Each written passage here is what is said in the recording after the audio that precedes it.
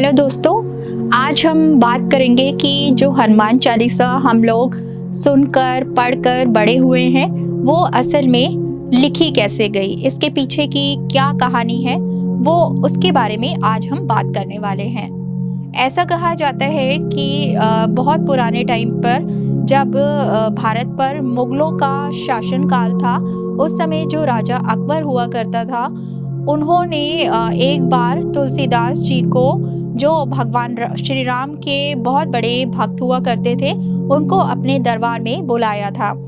अपने दरबार में अपने सामने बुलाकर उन्होंने उनसे प्रश्न किया कि ये बताइए कि हमें आपके प्रभु श्री राम के दर्शन करने हैं, तो वो कैसे होंगे। तो जो तुलसीदास जी थे, उन्होंने सरल स्वभाव में उत्तर दिया कि जो हमारे प्रभु श्री राम हैं, वो सिर्फ अपने भक्तों को ही दर्शन देते हैं, इसके लिए आपको उनकी भक्ति श्रद्धा भाव से करनी होगी।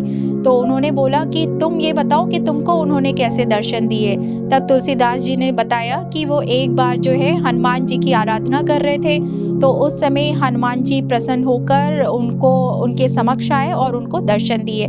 फिर उन्होंने भगवान श्री राम के दर्शन का आग्रह किया, तो भगवान जो हनुमान जी थे, उन्होंने तुलसीदास जी को कहा कि तुम जाओ और जो चित्रकूट का घाट है, वहाँ पर जाकर प्रतीक्षा करो, वहाँ पर भगवान श्री राम तुम्हें अवश्य ही दर्शन देंगे।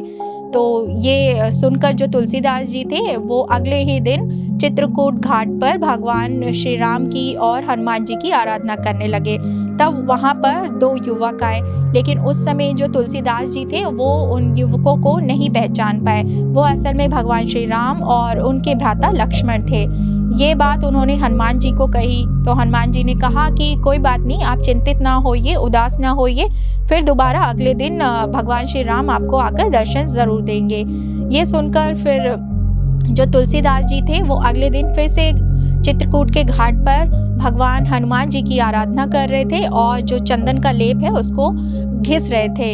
तो उन्होंने देखा कि उनके समक्ष जो है एक छोटा सा बालक आया और उनसे आकर कहने लगा कि मुझे भी आप ये चंदन का तिलक लगा दीजिए बाबा। तो जो तुलसीदास जी थे, वो कुछ सोचते इससे पहले वहाँ पर हनुमान जी एक तोते का रूप धारण कर आ गए और उनको लगा कि जो हनुमान जी थे, उनको लगा कि फिर से कहीं तुलसीदास जी ना पहचाने कि प्रभु श्री राम है, इसलिए उन्होंने एक चौपाई पढ़ी और उसके बाद जो है तुलसीदास जी समझ गए कि यही प्रभु श्री राम है। उन्होंने तुलसीदास जी ने प्रभु श्री राम को तिलक लगाया और वो बाल रूप जो प्रभु श्री राम थे, उन्होंने तुलसीदास जी को तिलक लगाया।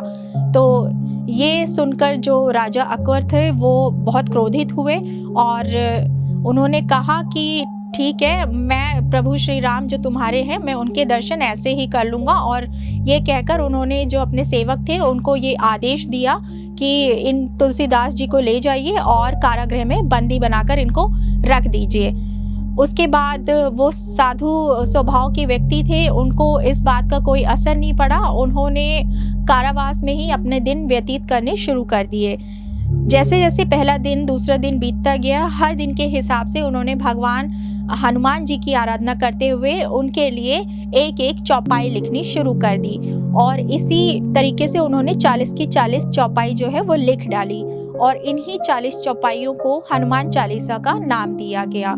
यही एक्चुअल में हनुमान चालीसा के लिखने की कहानी है।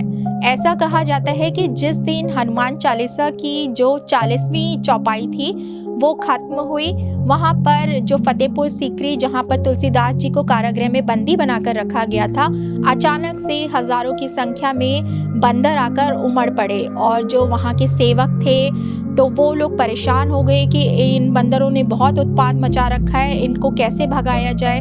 वो सारे समाधान करने लगे, लेकिन वो बंदर वहाँ से टस से मस नहीं हुए।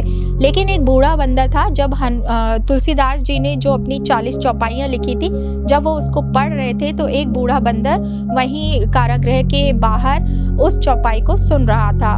वो असल में बूढ़ा बंदर जो था, ऐसा कहा जाता है कि वो भगवान हनुमान जी स्वयं थे। इसीलिए ऐसा भी मानना है कि तुलसीदास जी की लिखी हुई जो हनुमान चालीसा थी, उसको पहली बार भगवान हनुमान ने स्वयं सुना था।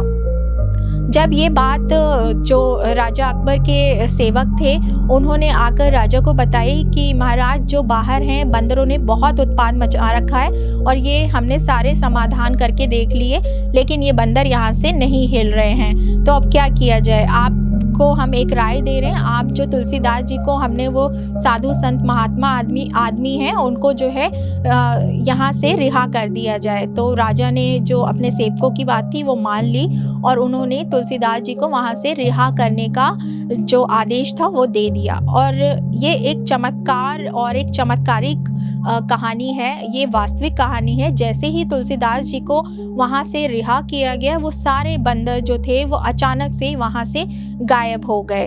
तो ये थी कहानी एक्चुअल में हनुमान चालीसा लिखे जाने की। तो आपको कैसी लगी ये कहानी जानकर, ये हमें ज़रूर बताइएगा। तो आपने आज जाना हनुमान चालीसा की जो संरचना थी वो कैसे हुई और किसने की। तो तब तक के लिए बने रहिए मेरे यानी कि आरती नानवानी के साथ। धन्यवाद।